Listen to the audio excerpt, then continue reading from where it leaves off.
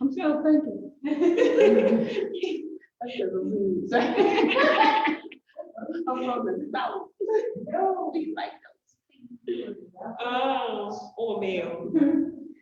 Oh, we're Just say hello. hello. Nothing else.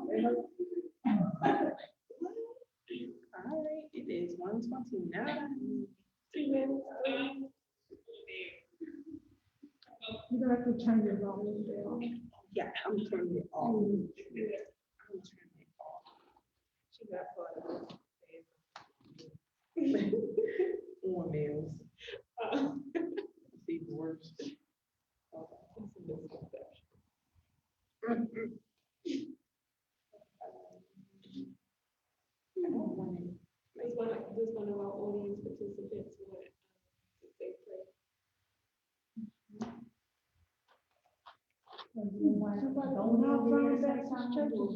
Not good.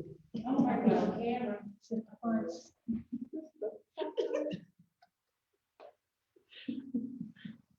Okay, I'm going to her name.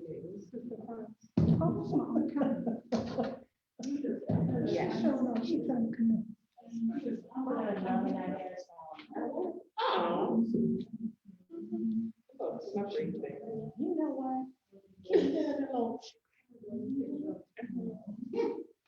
No. All right, can you hear me? I can hear you when you're on Facebook. I just turned mine down. Okay, cool. My archive still just is trying to connect to Zoom. All right, who's praying? One of y'all gonna pray?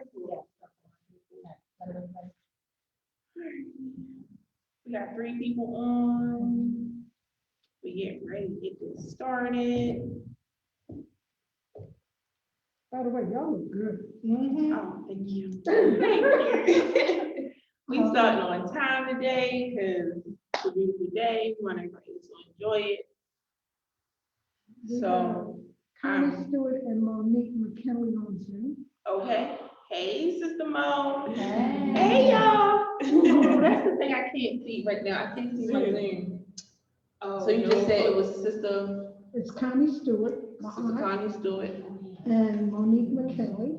Monique McKinley. Sister Mo. Monique. Hey. Hey. I can hear. All right, everyone. I want to thank y'all for tuning in today. Today we're gonna get started on time today. I just want to thank everybody who is here. We had Sister Kimberly Jenkins, we had Sister Joy Somerville, and we had Sister Kia Simons. We're so excited to get everybody to join in with us today. So this is going to be a fun and interesting topic of discussion. Today we are talking about the misconceptions of motherhood. So before we get started, we're going to have Sister Kim J just pray us in, and then we're going to have a nice little conversation. You know what I say? We don't do too much Bible study. We do conversational topics and pieces that we tie in the Lord to those conversations. So, First and foremost, Heavenly Father, I ask you to forgive me of my sins, and I end this prayer restored unto you. Father God, thank you for allowing us to wait on this day, and thank you for this time of fellowship, dear Lord, and just ask you to be with our sisters, Fauntelroy and Wallace, as they facilitate this lesson about the misconceptions of motherhood. In Jesus' name we pray, amen. amen. So this is our Mother's Day topic. We didn't do it last week because we know all the mothers are going to be out enjoying their time. Even if you don't have biological children, we know that you've imprinted and touched somebody's life. So, we want to let you have that time for any of those special people that was in your lives. So this is our Mother's Day topic, the misconception of motherhood. I have 3 biological children, and what you think about kids versus having your own children. I never really liked kids, so I didn't like little people be like, oh, look at that newborn baby. I'd be like, ew, baby, I don't care. So I knew for me that I wasn't, like, motherhood in my mind wasn't the thing. Like, you know how little girls play with dolls and stuff like that? I used to set my dolls up in business meetings and be like, bring out the Finger Hut book and talk about mergers and acquisitions and stuff like that. With my baby dolls, I wasn't talking to them like, oh, let mommy feed you. I was like, let's go with this paperwork right here. And, but the Lord must have saw fit to be like, something needs to go on with this young lady because I have children. Okay, so that's one misconception that some people may have, that you think that you might not have any, and then you end up having more than enough. So that's one of the misconceptions I could say. And my first one was about children too, that your children are gonna love you. Even though we give birth, well, I have two sons, so, and I'm not, kind of like opposite of yours. I always play with baby dolls. I always was like, yeah, I'm gonna hold the baby doll, rock the baby doll. Go to sleep, change the diaper. I was that type of person. But then when I had my children, I was like, because when I was younger, I wanted 6 kids. And then I tell people today, I'm glad I didn't have 6. But so things kind of changed because I was like, wow, two is definitely more than enough. But we have this idea that, oh, children are gonna love us, our children are gonna make us feel this type of way and this type of way. And that's not always the case. We gotta do everything we need to do to be the mother that we need to be, but sometimes our children are going to disappoint us. We might disappoint our children, especially once they get older and you start to have a better relationship or friendship, and they start to be like, well, when this happened, I felt this type of way about that. And then you just like, oh my goodness, I thought I was a good mother all of these years. But then you find out that it wasn't always what you thought it was. And it was funny because I saw something on Facebook. It was like, some days you killing it as being a mother, you think you're a good mother, and then the next day your neighbor send you a message saying your 2-year-old is in the window naked.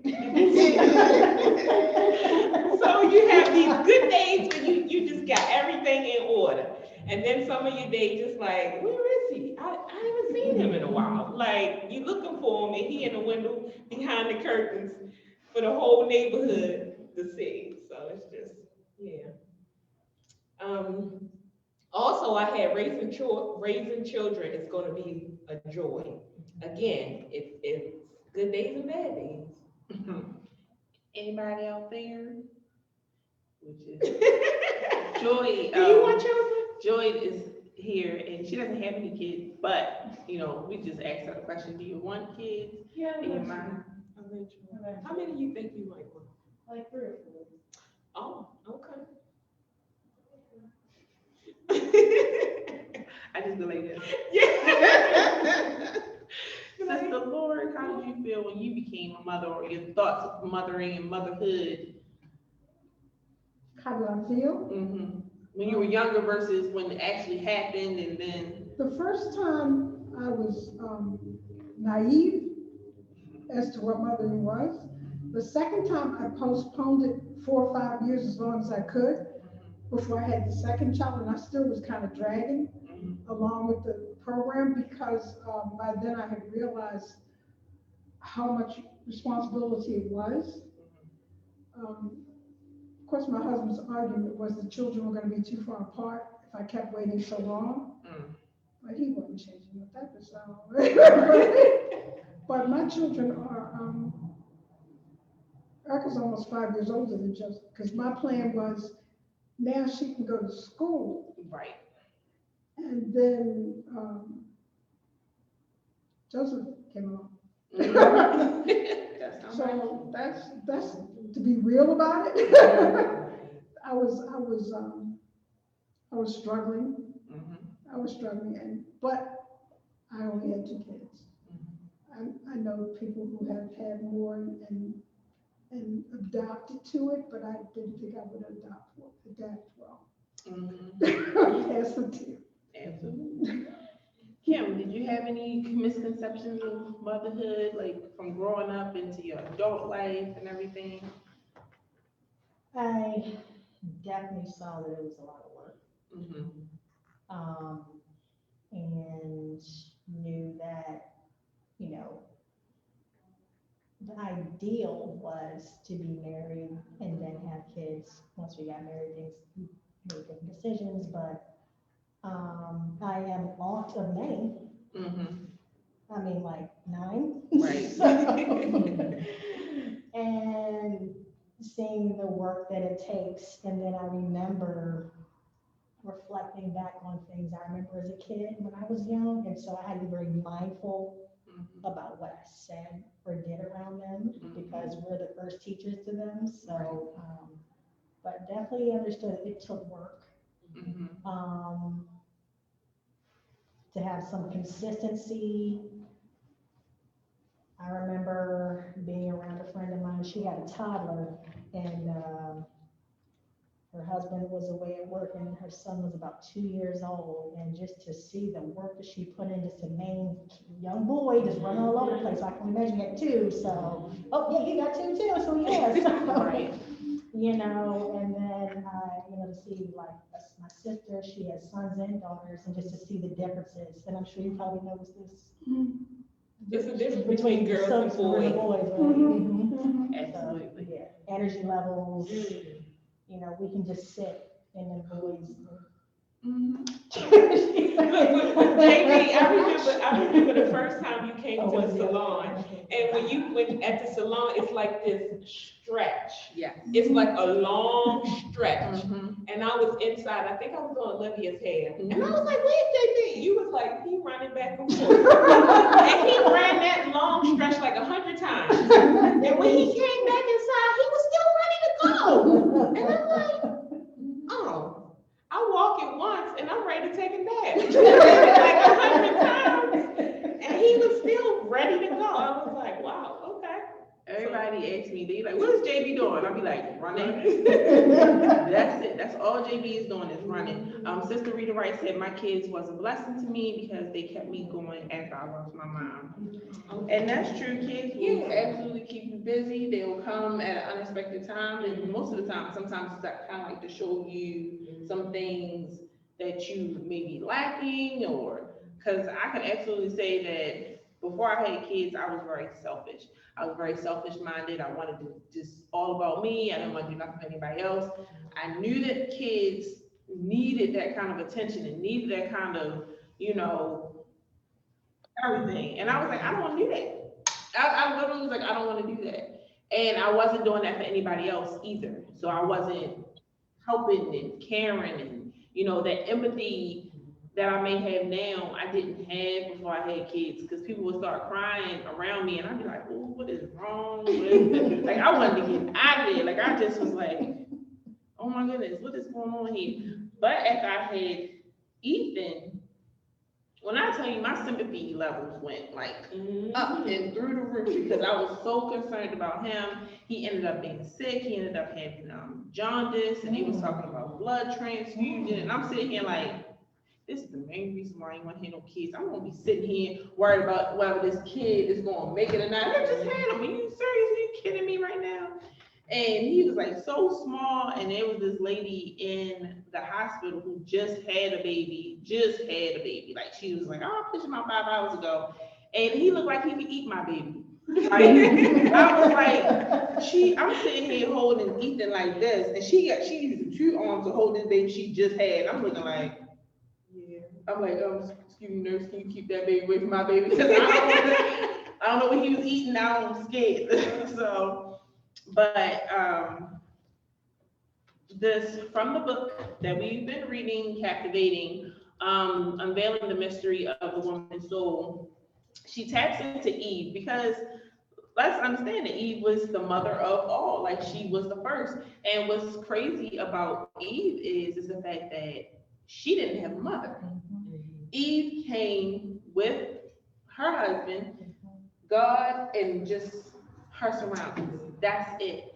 We are lucky enough to have people around us that can mentor us and talk to us and everything else like that, but she didn't have anybody. So can you just imagine how that was for her, getting pregnant and, you know, all these things happening to her body? Like, who did she have to consult with?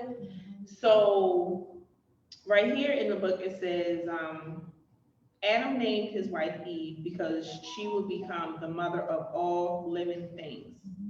And then another passage, it says, how wide and sweet and wild motherhood and sisterhood can be.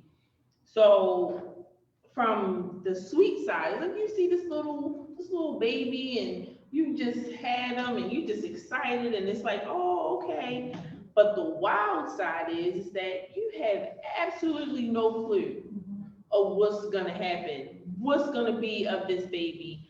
And one of the misconceptions I would say is that when you first have a child, people be like, oh, this is just gonna be the best day. I'm gonna feel all dewy and I'm just gonna like embody this mothering thing. And then you got some people that's like frantic, losing their mind. And it's okay. Like both mothers are fine. Like at the end of the day, people be like, you're not a real mother if. I hate those terms. Like you're not a real mother if you didn't have childbirth naturally. You're not a real mother if you had a C-section. You're not a real mother if you are a surrogate. You're not a real mother if you don't have any children. I'm like, who is sitting alongside coming up with these little conversations, talking about what a mother is and how a mother is supposed to be, and X, Y, and Z. I'm like, if you're gonna get the drugs, get the drugs. Please get the drugs. Don't sit there and let your great grandmother, your grandmother, or anybody else talk to you in your ear about why you should not have drugs or whatever. If your body is telling you you need those drugs, get them drugs, okay? Because because I was too late twice. Oh, wow. And I was like, God, what is wrong with me? And I had 2 C-sections. See, and I was different. Erica did that. She said, I don't want any drugs for the second baby. So it was a Sunday. So I said, okay, I drove up to the hospital, so I'm going to worship and I'll be back. When I got back an hour and a half later, she said, Ma, can I get some drugs? I said, no, you didn't want any drugs. And my niece Lena was with me too, and she would not stop teasing her about, what, you want them to hurry up and get drugs now? You need drugs now? We only been gone an hour. You need drugs now? She didn't do that anymore.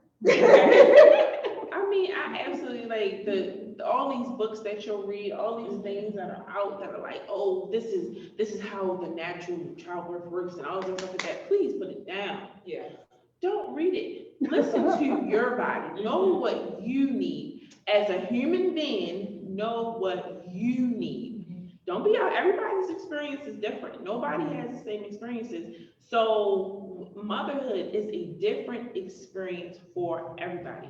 Where you can see a person that has 6 and 7 kids and they look like everything is peaches and cream, and one person has just one screaming little crazy little child and they just going through it and they like, that's where the judgment comes in. Like, you only got 1, she got 6.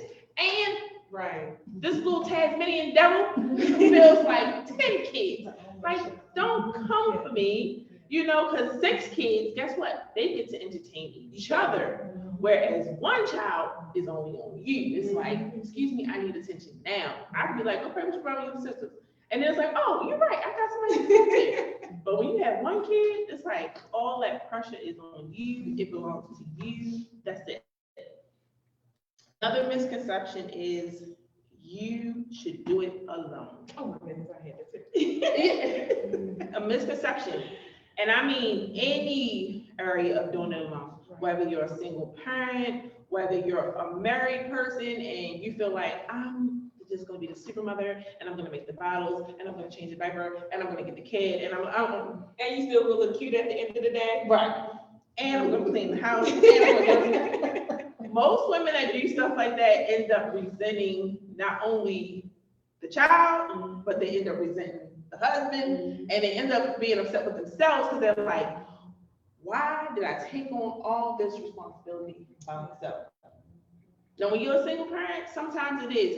You're the one with the doctors. You're the one getting everything like that. But what's amazing is that I had a good support system. I had my sister, I had my nieces, and I had my friends, and they were like, you know, you need help with the baby, you need some pampers, you need me to do this, you need me to do that. And I said, oh, I'm gonna just come over.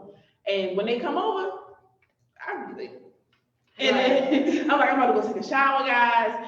There's some food, whatever's in the refrigerator, have at it, and I go in the shower, and sometimes I even fall asleep. Okay, like, Yes. you should not think that you have to do this alone. It is very hard. It is very taxing. And I would just tell anybody and everybody, get that independent stuff out your head. Let that stuff go. That is not going to be helpful for you. It is not going to be helpful for you as a person, a mother, a spouse, anything. Let it go. Independence is not of God. God needs us, and he wants us to rely on him, and he wants us to rely on others. That's why he gave us each other. That's why he gave, Adam and Eve. Because he was like, it ain't good for this man to be alone. He said, I need someone suitable to help him. So if God set that in place, why do you think that you need to push it aside?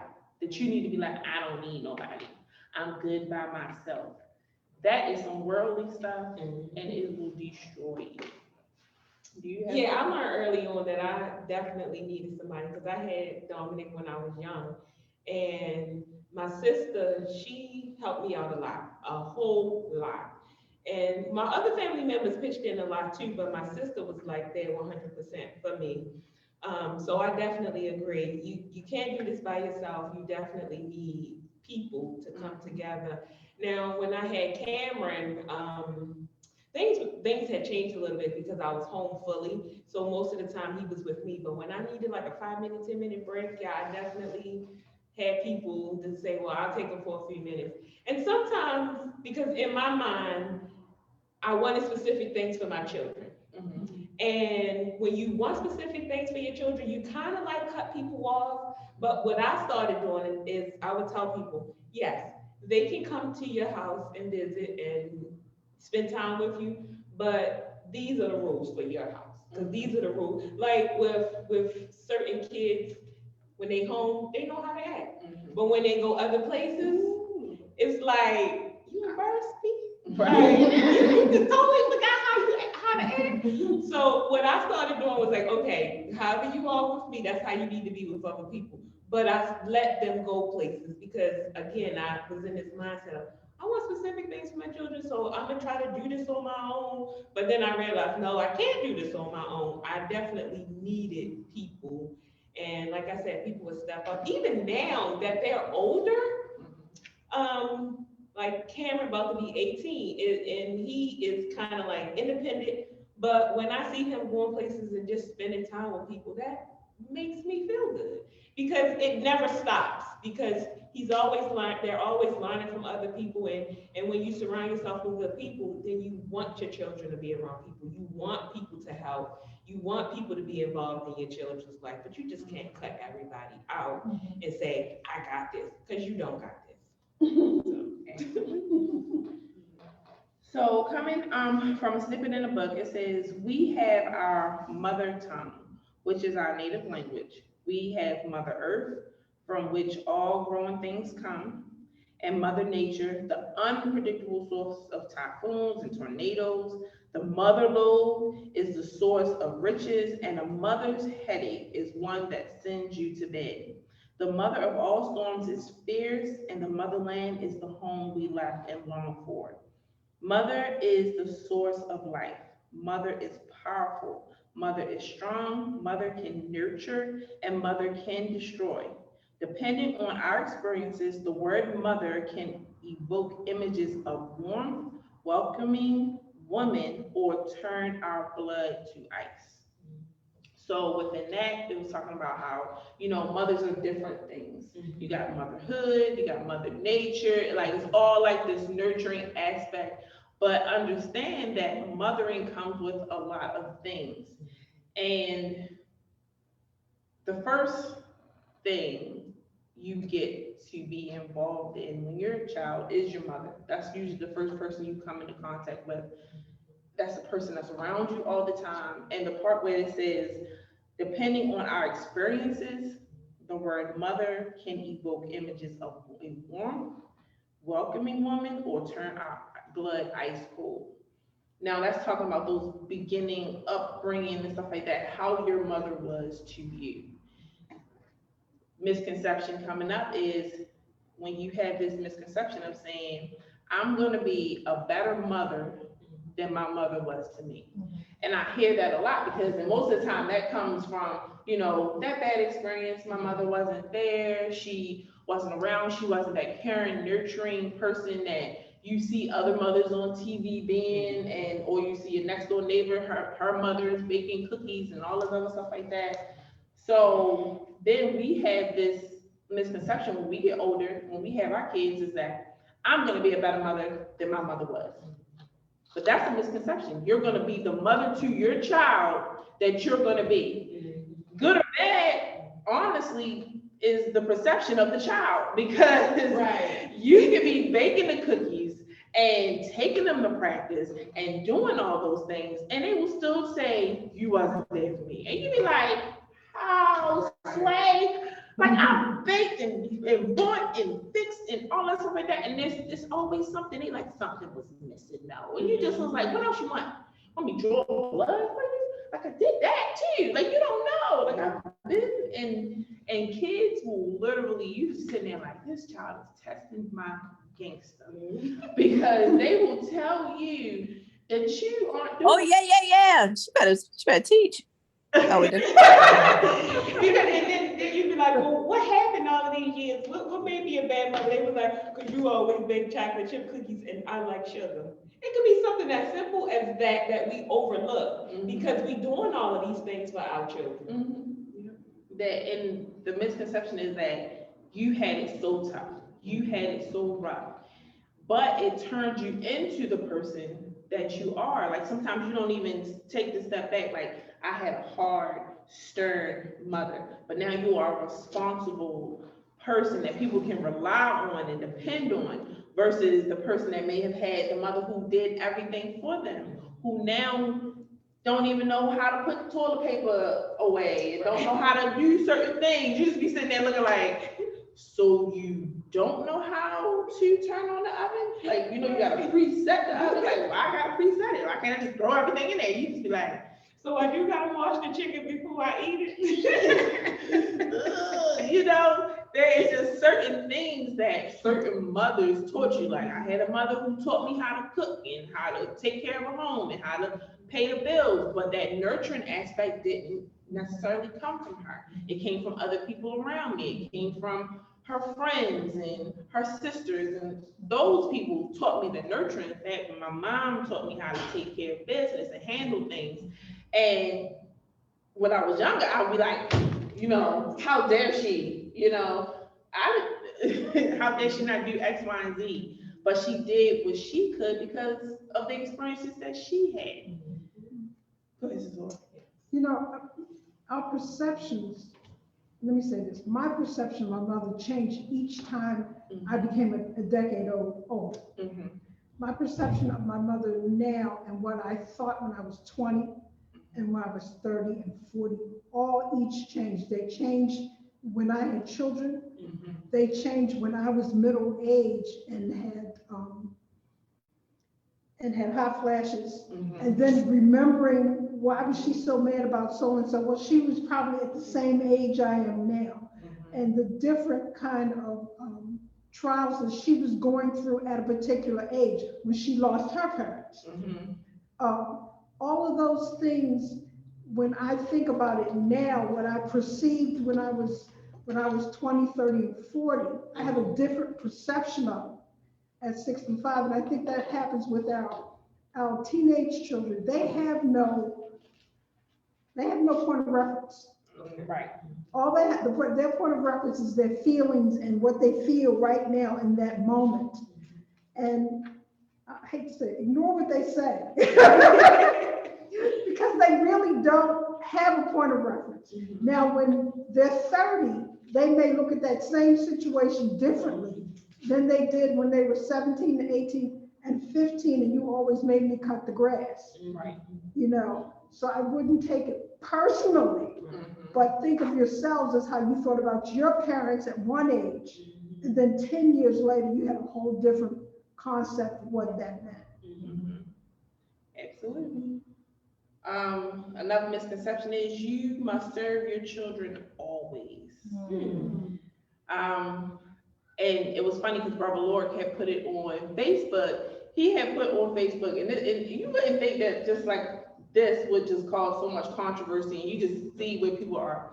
So this is what it was said. It says, when you are in a husband and wife situation and you have children, who do you serve first?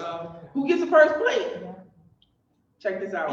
My man gonna eat first, okay? Because at the end of the day, he is the one providing. I need to keep him strong, healthy. He needs to be the one that's bringing the food, the meals in. We are eating because he is working and he is doing his part.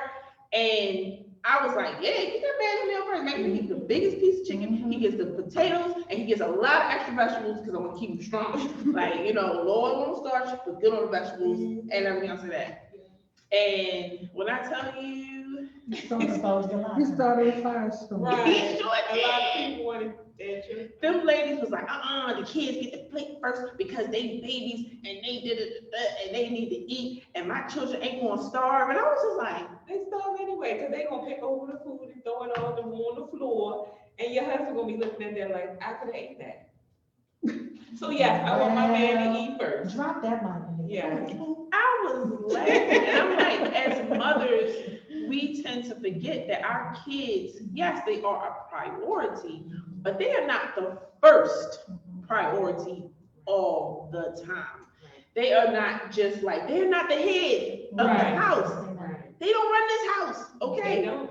And, you know, I'm like laughing because the picky part, yes, they will be like, take 2 bites and be like, I'm done. You be like, what? Like, and I'm telling you something, I don't eat after no kids. I don't eat after my kids. I don't eat after nobody else's kids. I don't eat after no kids. So they done picked over their food and stuff like that. It's going in the trash for me. It's in the trash for me. I know some mothers that be like, I don't even make a plate for me. I just make it for my kid and then I eat their stuff. I'll be like, I was about to let it go. I'll be like, oh, you nasty. But it's hey, do what makes you feel good. But at the end of the day, children need to learn to wait. The world is going to teach them that everything they want, they're not just going to get right there, rapid. We need to prepare them for that. We need to let them know. Sometimes you're going to hear no. Sometimes you're going to hear not right now. Matter of fact, they're going to hear it in life and they're going to hear it from their Savior. Not right now. It is not going to happen right now. You're not going to get it right now. If we're wondering why our kids are having such a hard time in this world and why they're not understanding certain things, is because we didn't prepare them. We coddled them. We wanted to protect them from all the bad things that's happening and stuff like that, but we're not preparing them for the bad things that's happening. Job 14:1 and 2, it says, man, and that's mankind, not just boy, it's mankind. So boy and girl. I'm sorry, Job. Yes, Job 14:1 and 2. Man that is born of a woman, and that's all men and women, they're all born from us. They ain't coming away from nowhere else. Right. Woman is a few days and full of trouble. He cometh forth like a flower. That baby coming out, it's all sweet, it's cute, it's adorable, it's bubbling and gurgling, their little smiles, they got teeth in their mouth, it's amazing. It's a flower, it's delicate, you gotta take care of it. And then it says, and is cut down, and fleeth also as a shadow, and continueth not. So check this out, that little cute, little delicate flower, give it about a year or two, and it turns to terrible twos, troublesome threes, freaking out fours. Oh, we got like 2021. Right. Like, it doesn't stop. It don't. It does not.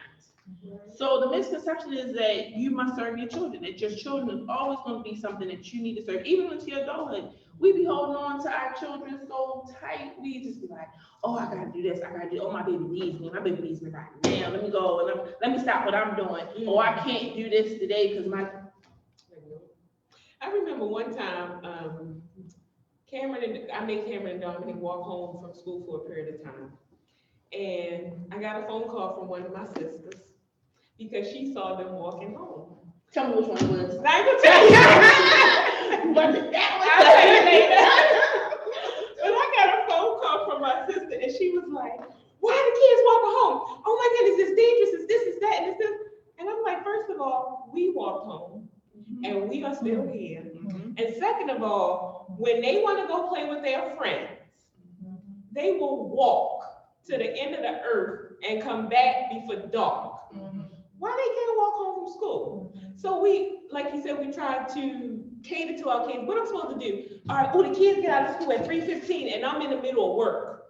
And I'm supposed to drop what I'm doing at work, go pick up the kids and get them home and then go back to work? No, I can't make it, so y'all walk home today. And I used to tell them, if y'all don't see me when you walk out the front door of the school, if I'm not there, start walking. So we can't just drop what we're doing, especially for something as little as they gotta walk home from school. I didn't tell them to pay the rent each month because I'm gonna be away. I just said walk home from school if I'm not there.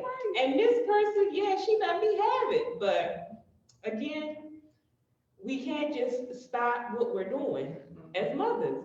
And sometimes the kids are like, well, I hate you because you didn't do such and such. Okay, well, guess what? I'm gonna still make you walk home from school. So while it's raining, just put your umbrella up and hate me because you're still walking. Like, come on. Right. The light's gonna be on. Exactly. You're gonna have food in the fridge. Right. Get yourself a snack. And while you watching TV, maybe that hate will dissipate and you'll realize, look, and actually made me think about it. Cameron came home. When I'm at home and I get antsy, I change furniture around. So I changed my furniture around in the living room. And when I was almost done when Cameron came home from work. And he was like, you moved all this stuff by yourself? I was like, yes.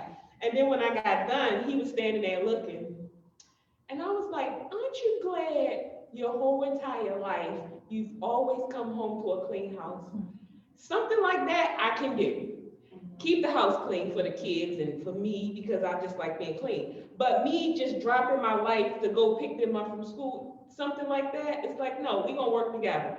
You need to walk home, you're gonna walk home. I need to keep the house clean so you can have a safe place to live and all that. That's what I'm gonna do. So it's like not necessarily catering to them, it's making them have a safe place. But some things you're gonna do for your kids. Some things at different stages of your kids' life, they gonna have to do.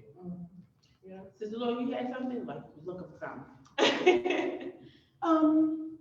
No, I was thinking that we walk into the misconception that family means children. Okay, and that's a big worldly misconception. You're a family when a man and a woman join together. Children will leave. Maybe you decide not to have children. You are still a family.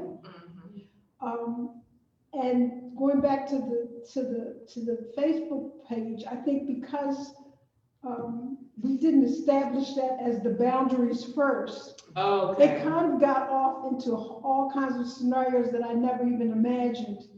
But we have to first agree that the definition of family does not necessarily mean children. It can include children, but that's still, as preachers will often tell you, that's a temporary stewardship. And if we even think of it as a stewardship, what you ladies are talking about training your children to live independently, training them to walk home from school, training them to what a home looks like when you take care of it.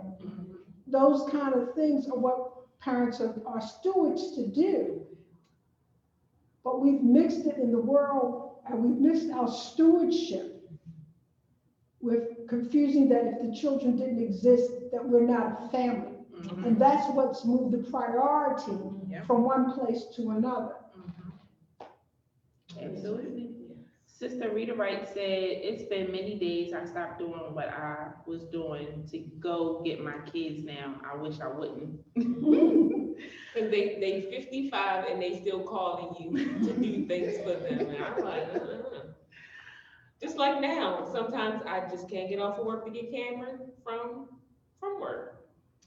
I'm like, you gonna have to get a ride home. And sometimes he got an option. He can call and see if his aunts or uncles are available. And there's been times where people come to pick him up, and I'm so grateful for that. But it's been times where he had to put his Uber money. You gonna have to do Uber, buddy, because nobody can get you right now. It's just simple as that. And he get paid. You need a ride, you use your money. Don't be like and every now and then I'll give him a couple dollars. Not even gonna lie. Every now and then I give him a couple dollars, but 90% of the time he using his own money. And that's another thing. Like when our kids start to work, we still feel like we still have to hand them things. No, because I even had a conversation with him. He about to be 18, and I said, when you turn 18, you know you're gonna have to start contributing to something, whether it's $50 a month or $100 a month. You can't live free. When Dominic got a certain age, he was like, why I gotta do this and why I gotta do that? And I asked him, I said, look, at your age, can you live somewhere for free? And he was like, I probably can. And I was like, oh, good. If you find somewhere where you can live free, let me know, because I'm going to go with you. Because I want to live for free at my age. But because we can't, they still need that responsibility. And I'm going to say that at the end of the day, another misconception is there is a perfect way to raise your kids. The Bible does say, train up a child in the way he should go, and when he's older, he would not, depart from it. But that training doesn't mean just because I'm COC that my child is going to come to church, my child is going to be preaching a pulpit, my child is going to be singing, my child is going to be serving, and my daughter is going to be a part of ministry and all that stuff like that. What that means is that you have given your child what they need to grow, to do the things that they need to do, to be able to become a productive member of society. And, and that might just be it. You can bring them to church every Sunday. You can have them sitting here. You can have them in Sunday school, and you can do all those things. But they have free will that we all have. They have a decision to make. They have a choice that is theirs. Which is so amazing is the fact that the same choice that you have, your children have. And we get down on ourselves, especially as Christian mothers. We get down on ourselves. If you have taught a Sunday school and you've taught these kids from this high all the way up to here, and you see them out in these streets losing their whole mind, you're like, I know, like I know your parents taught you some stuff, but I was sitting there with you on Sunday, and Tuesday, and Wednesday, and I feel like you disrespect. I feel like I want to beat you. Like I taught you. You feel that as a Sunday school teacher. You feel that as a regular teacher, as any child that you have put some stock into. You're like, where's the return on my investment? You like.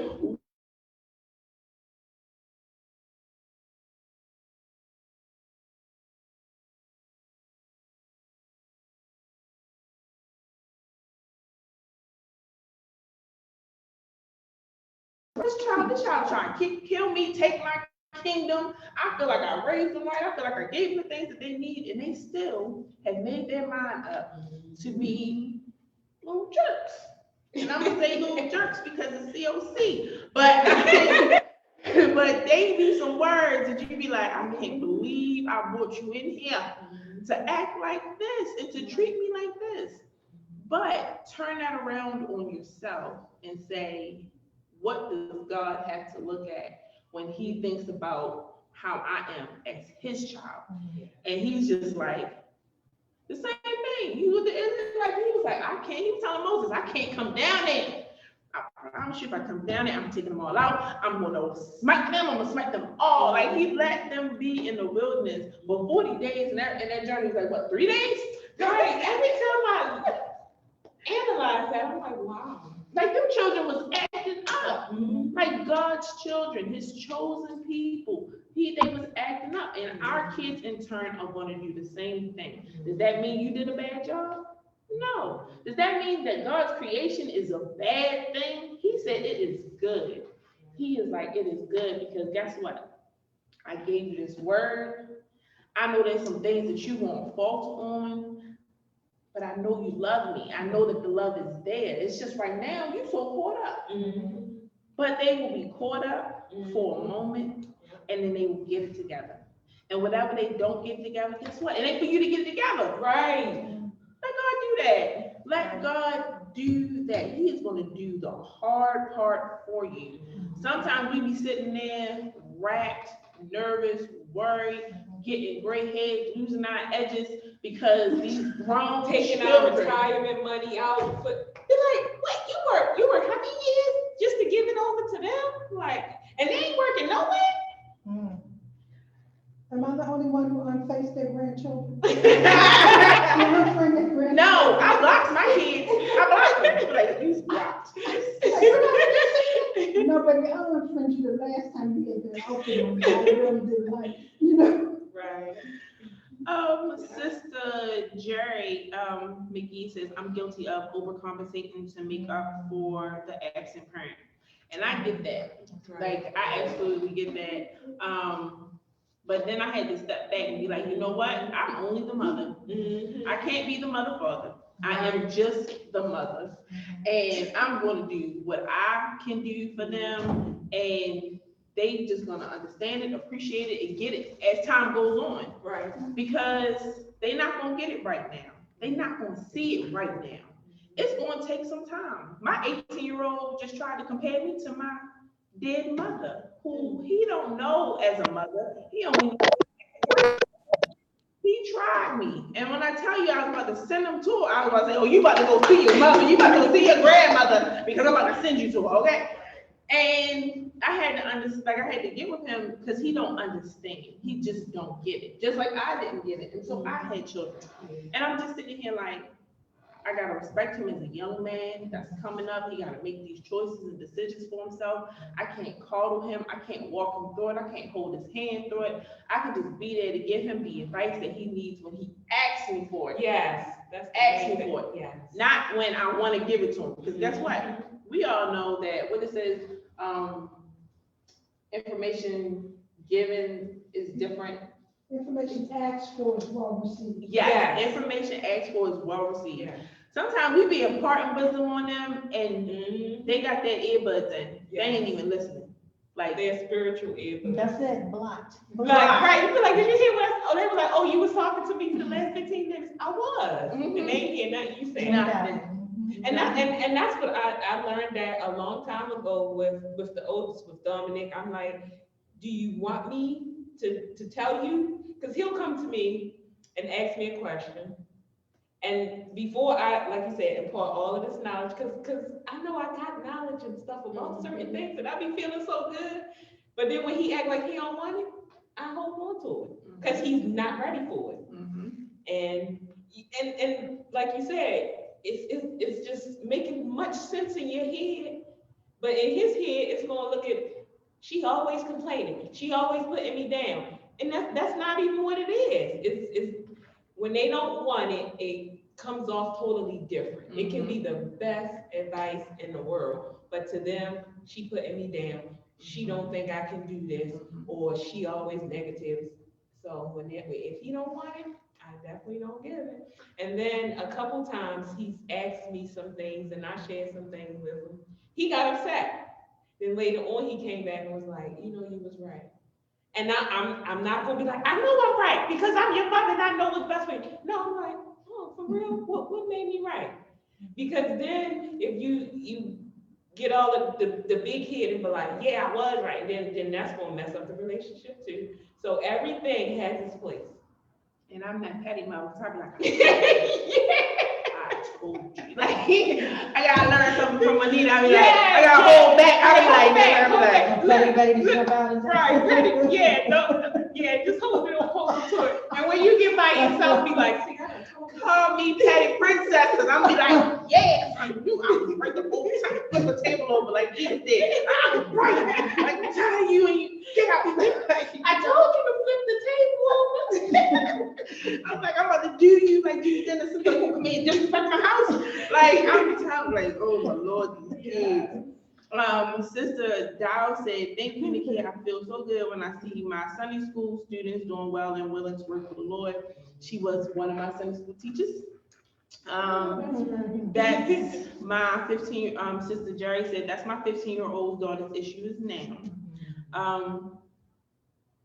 Oh, it says her issue today. That's my daughter's issue today. And Sister Pointer said, my daughter used to say I was the meanest mother in the world. Now she asks me, Mom, talk to your grandkids before I hurt them.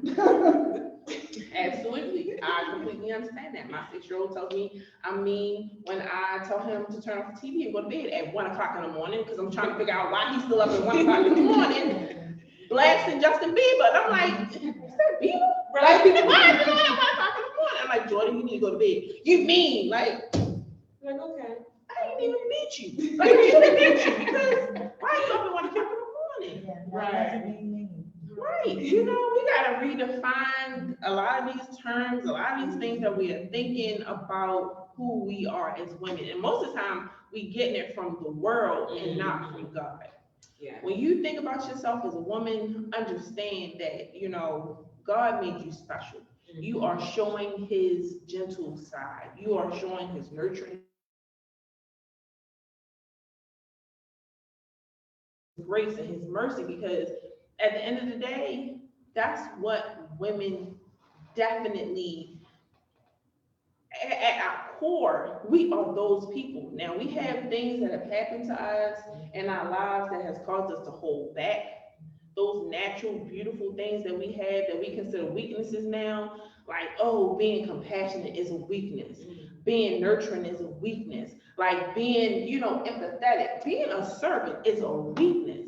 But if we take it from our Lord and Savior, who served everybody, at the end of the day, Jesus served. He served his disciples, his apostles, the people he served. And then turn around when the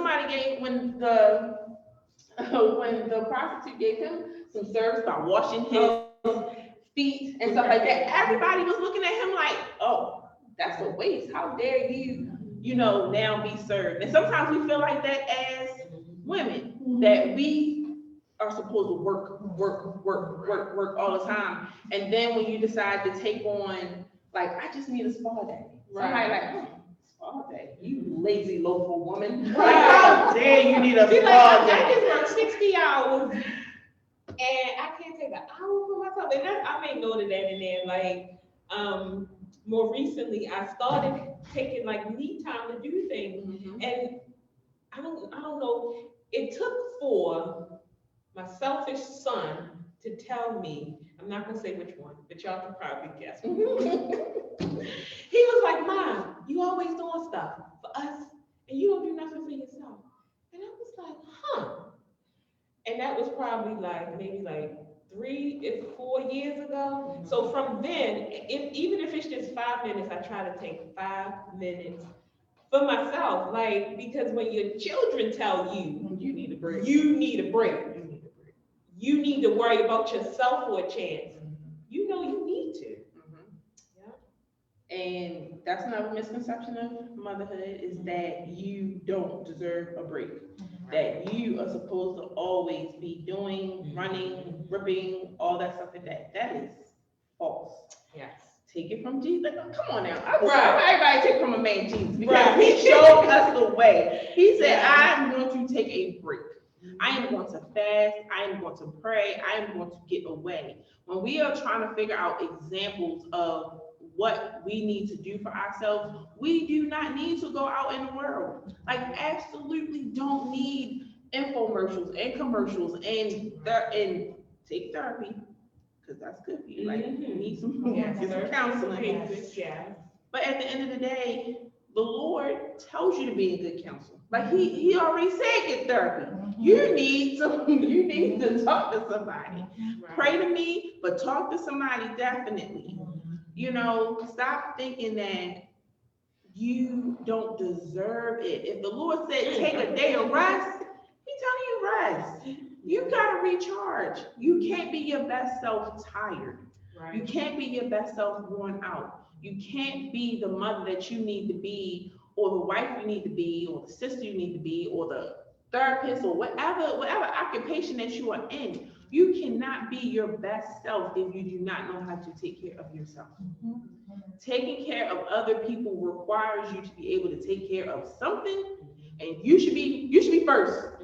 You should be up there like the airplane in the hand. Yeah, and that came to me when I was getting it. Right. Yes. Yeah. Yes. And that was two things I made note of. You cannot pour from an empty container, and you have to realize that you are worthy. Yes. You're worthy. Yeah. Okay? The Lord said it. Yeah. And I mean, I'm just like, this is just scripture. This is like Bible. Yeah. It's not nothing that, you know, it's like made up or anything else like that. Like the Lord gave it to us. It's like steps ahead to take care of yourself, to take care of your children, to take care of your husband. And we just kind of look at like, well, that's back in that day. They don't understand. I'm like, but I feel like they understand more because they didn't have the resources that we have now. They had to go and walk and journeys. It was a journeys away. Now you can hop in your little car and get yourself a 5-minute, you know, break or a 20-minute massage. Like they probably had to go to another town and get their money together, and hopefully nobody discovered them as being a Christian. Now you can put your Christian sticker on the back of your car and drive it to the salon. You can put your Christian sticker on the back of the car and drive it to get you a massage. You can do those things. So now with the resources that we have, we come up in a better time. And when people are like, oh, I wish we the good old days. I saw the good old days in books. I read about it. I don't see so much grape. Like I'm like curry and water when I'm gonna go to some mountain. Like I'd rather just go to some stuff. I'm like, I feel like we have so many resources at our fingertips that we're not using. Yeah. So many outlets that we're not using, especially when it comes to our children. There are outlets for our children. Use them. Yes. You know what I'm saying? Get yourself a group, a core circle of group. Back in the day, it takes a village to raise a child. It means you need people around you that love you, that care about you, that want to motivate you, that love and care about your children. Yes. And let me tell you something. The best thing, I was trying to pawn my kids off the whole pandemic. I have a couple of friends who don't have children, and I literally was like, so you need a kid? Right. You feeling a little lonely? You know, let me drop a kid off here. Like, you know, go ahead and you know, have at it, have a good old time. Because guess what?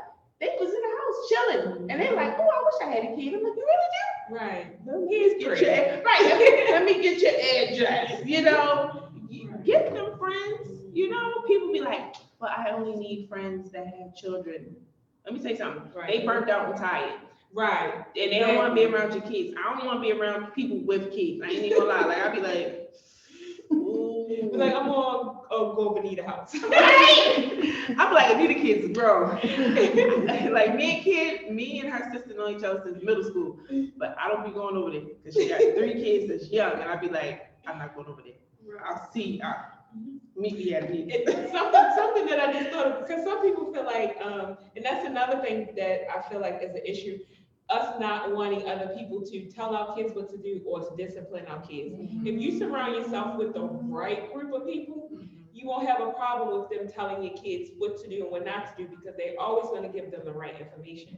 And sometimes you go, well, my kids can't go here and I can't get 5 minutes to myself because such and such not going to treat my kids right. No, if it's the right person or people, then you don't have to worry about what they tell your kids and what they don't tell your kids, because it's always going to be the right information. That triggered a question, because we know family dynamics are all different. Yes, There's co-parenting and things of that nature. A misconception that I've heard is, as a mother, I'm failing if I have the father involved or allow the father to have custody of my child? Like what? Now, I literally, and I was talking to my sister about this the I would other say that's day. something I've heard. Where they Right, feel like, right, and I've heard the same thing. I'm gonna tell people like this. The way the world is, it's an attack on masculinity, on men in general.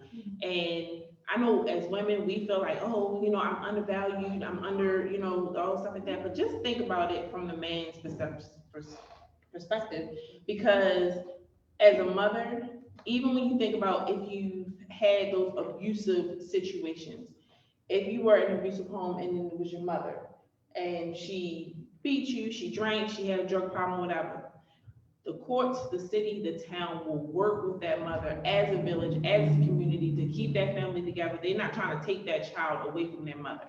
But let that be the father, they out. As soon as they hear it, just an accusation. The child, I remember my sister had got a spanking from her dad, and belt, whip, left a lash.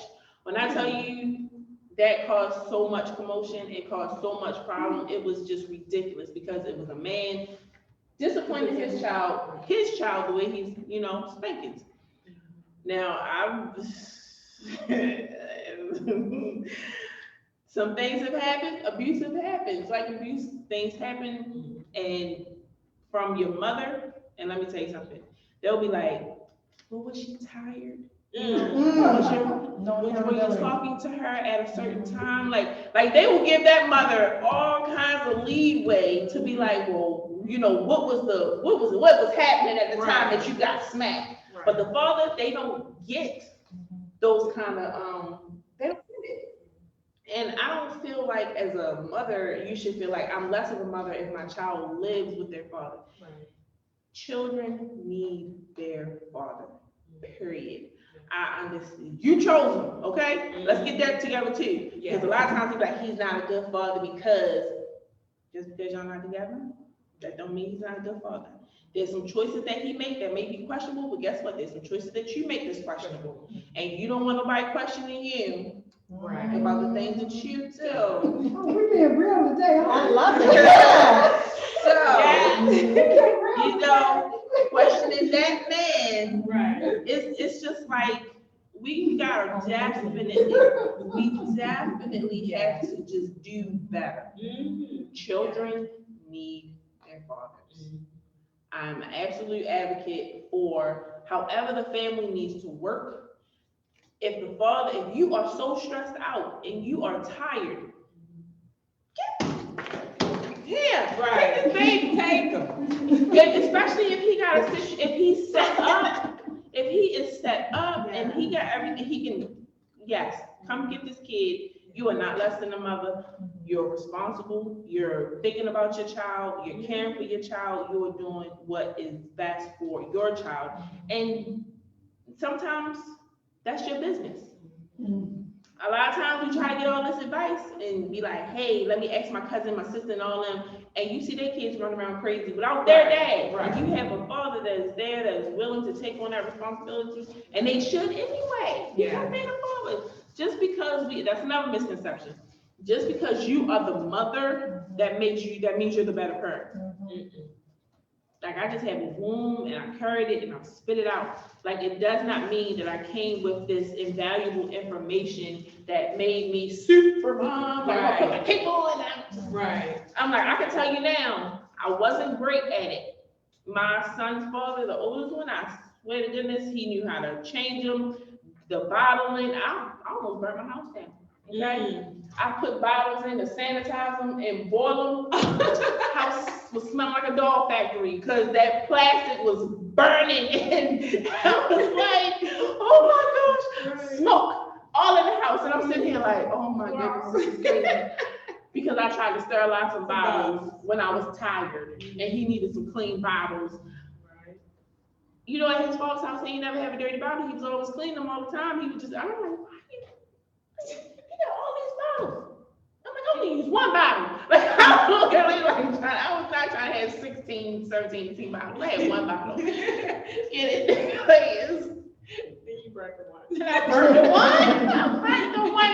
Ain't none. Oh my goodness. So misconception that just because you're the mother, you're the better parent. It's not so. It's a fallacy. It's definitely a fallacy. And I would just, in those situations, sit down and have a discussion with the person that you decide to have a child with, not nobody else. Have it with the person you had the child with. That's it. Yes. Hopefully y'all are married and Yes. working it out together. Yes. But if it's that type of situation, yes, definitely have that conversation. Yeah. And we get it. I know the church is like frowned upon, like we know, but this is why I frown upon, because at the end of the day, family is important. The structure of a family is important. Yeah. Having those things in place is important. Nobody is supposed to do it alone. I'm gonna etch that out to you again. Husband-wife situation is a beautiful thing. Yes.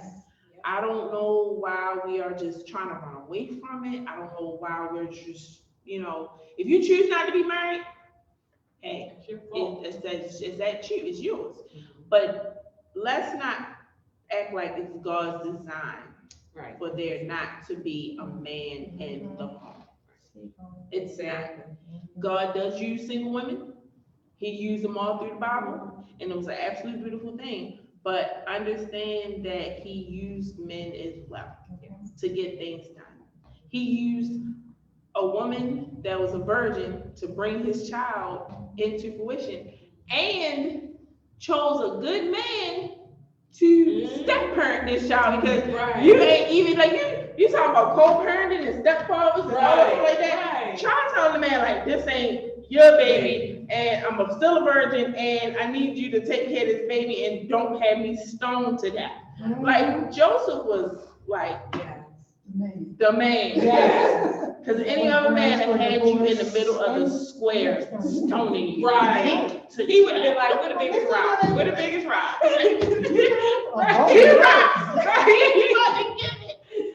So men are important, ladies. Yeah, I know they have made their mistakes along the way, but check this out. Let God deal with that. Yes. And you deal with you. Amen. Okay. So Yes. I just want to thank everybody for joining us, and anybody else has anything else to say? It's a lot. Like we could go on about this. Like I promise you we could, because it's a lot. But we're not. But you can hit me up, on Facebook if you want to talk about it some more. You can hit me up on, you can call me, anything, and we can talk about it. But we just can't talk about it here in this form. But do you have anything? Just remember, you're worthy, and it's worth it. And I wanted to mention this earlier, but I forgot. Enjoy your kids at each stage of their life. Don't try to rush it. When they 2, I wish they were 10. Then when you look back, you're gonna miss it. Enjoy each stage of their life. It's worth it, and you're worthy. Enjoy sending them to somebody else. That too. You know what I'm saying? Enjoy whatever stage you are in as a woman, whether you have children or you don't have children, or you're about to have children, whatever it is, enjoy it. Okay. So there was no prayer requests on here today. Okay. But we're gonna keep you on prayer anyway, all the time. This is coming from an announcement from the Sandtown Church of Christ. It's a career and college prep program, a virtual college and vocational fair. College for your children that are studious, vocational for your kids that are not studious, okay? Do not go out here spending all your money on these kids and they ain't doing what they're supposed to do in school. Send them to a vocational. Nothing wrong with that. They got a trade, they'll be able to take care of themselves. That is on June the 19th of 2021. It's from 10 a.m. to 1 p.m. And then the virtual college prep sessions are June 5th, the 12th, and the 26th. And it is all free. We're gonna put it on our Facebook page. We're gonna have it some more. It'll go on the webpage. It's gonna go on our webpage.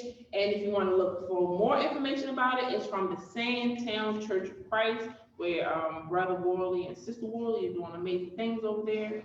So it's career prep at churchofchristSandtown.org. So we'll have that, up for anybody who's interested. I'm interested, vocational, my son's 18, he's a vocational candidate, and I'm okay with that. I ain't mad, he don't need to spend my money. But, I just wanna thank y'all for, joining in. I wanna thank the sisters that was in here with us today, Sister Joy, Sister Kim, and Joy's gonna pray out. That's, okay, awesome. Yes, Sister Lord. Just a reminder, we are having a cookout on June 5th. Yes. In the city's having a cookout, friend and family cookout. Yes, Saturday, June 5th is our Friends and Family Cookout here at Inner City. Invite a friend, food, fun, and games. And it's also a recognition of 2021 graduates. 11. I think it's 11. Exactly. There's no time on there? June the 5th at 11. Yes, sounds good. Okay. June the 5th at 11. So come on out. But okay, we're gonna close it out. We want, like I said, I want to thank everybody for joining us on Facebook and on Zoom. Tune in next month. We're gonna have Sister Kim J with us And a and panel of sisters of inner city. a panel of sisters at Inner City. The topic is. Good, it's a good topic. It's a good topic. We're gonna be breaking down this independent woman. Dismantling, yes. Dismantling the independent woman and all those Disruptive things. woman, yes. Look, guys, we got something for y'all this year. We just gonna come at y'all real. We want y'all to be productive and living the best life you can possibly live. In Two-part Christ. series, thank you, Sister Fauntelroy. Yes. So we ready. But we're gonna pray out at this time. Sister Julie. Heavenly Father, I thank you for this time that we have together to fellowship and to learn more of your word. I thank you for using your servants to bless us with another lesson. I pray for safe travels as we leave this place today. We all get to our destination safe and sound without any harm or danger coming to us. And in Jesus' name, I pray, amen. Amen.